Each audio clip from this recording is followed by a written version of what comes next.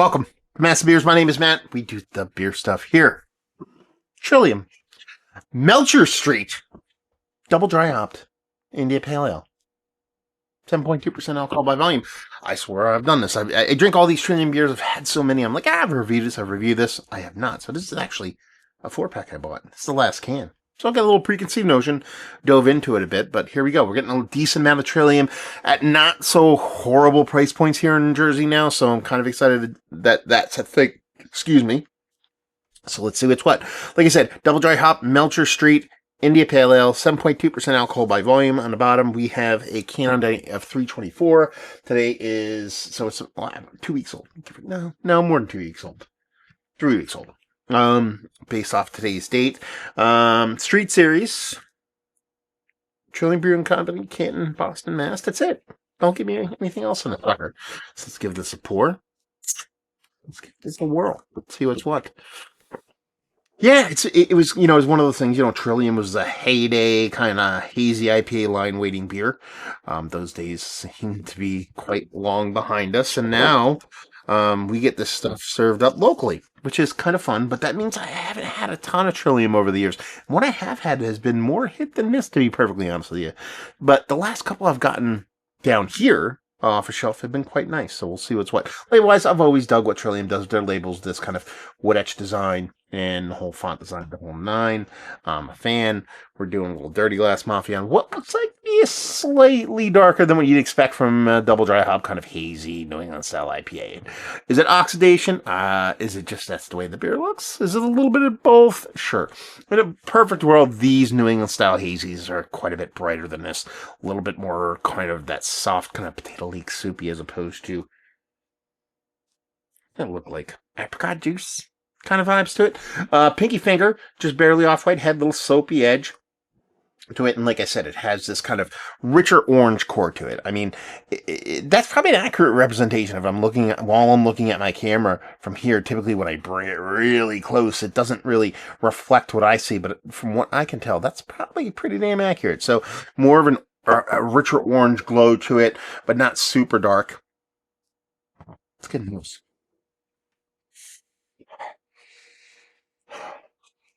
Orange marmalade with a little bit of kind of like a spiciness that leads me to believe there's a little bit of oxidation going on this. 3 weeks old, should be fine, as long as it was kept fine.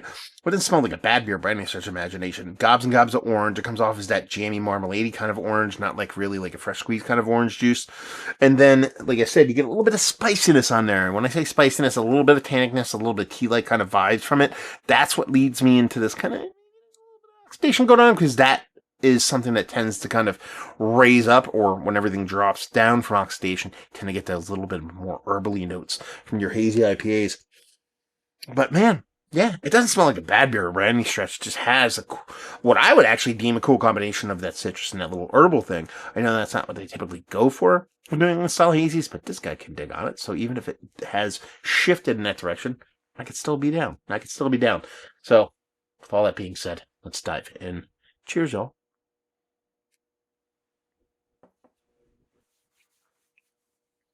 Yeah, I mean, it really does follow through like that in the taste.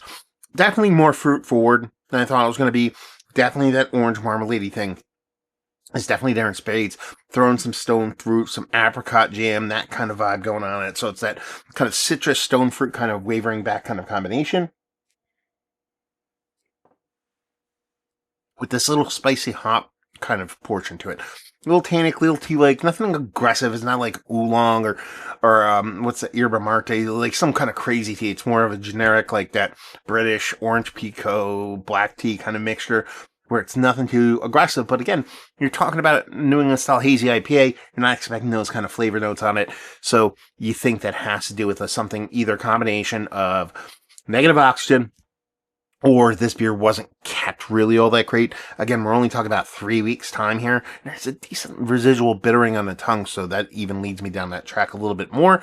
But let's kind of take that and say, this is what I think this beer should be, and talk about actually what it is, which is that combination of that orange marmalade thing, apricot marmalade thing, and a little bit of tannic-ness. Listen, as a guy who was born and raised by a card-carrying British woman, like she was never an American citizen, orange marmalade on some crackers during tea is kind of like peak Brit stuff. You know what I mean? So to this guy, this flavor profile, this flavor combination does not disappoint. I dig it.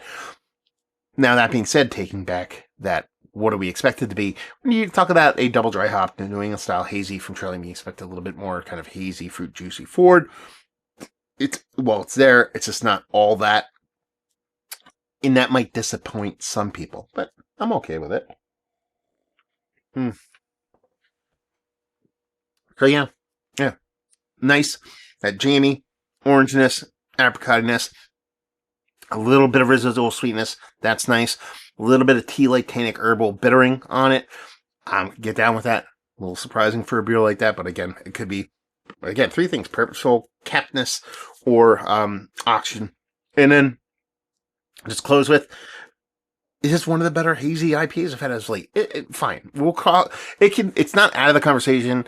It's not like top of the conversation, not top Mount Rushmore status, but you're talking about, I picked up a 4-pack of this. Like I said, I drank all 4. Well, now I have. So I dug on it. It's not like I'm going to drink beer that I don't think is tasty. It just comes off a little bit different than what I expected it to come off as and what I think most people would. Now, maybe if I go on their website, they explain it exactly like this. I don't think that's the case, but the grand scheme of things, let's cut to that chase. This is one of the better ones, like I said, on the outside looking in of Mount Rushmore status for sure, but definitely not a negative IPA. Price-wise, it was up there. It's Trillium. You're talking about high teens, low 20s for their stuff in my area. Off the shelf and leave you with, if you like what we like this. If you don't mind that bittering component, if you don't mind a bit of spicy bittering, tea-like tannic qualities when it comes to an IPA coming through, and you're not what's the word I'm saying? Not saying, but looking to say. Oh, man. Oh, it's going to piss me off because I know what I want to say, but I can't say it. If you're not opposed, we'll say that, to a bit of bittering in New England style haze, and I think you'll dig this. But if you're just haze boys, Arbelon, honest, drop out all bittering, this might not be the version for you, at least as it sits right here. So there you go.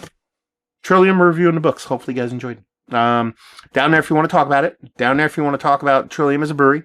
Have you been to the brewery? Have you had their stuff? All that fun stuff. What else? Mass Beers. Want to check me out in the social media stuff? And we did the end out of order. Who cares? Hopefully enjoyed the review. Hopefully enjoying a good beer right now. And hopefully see you next time. Cheers, y'all.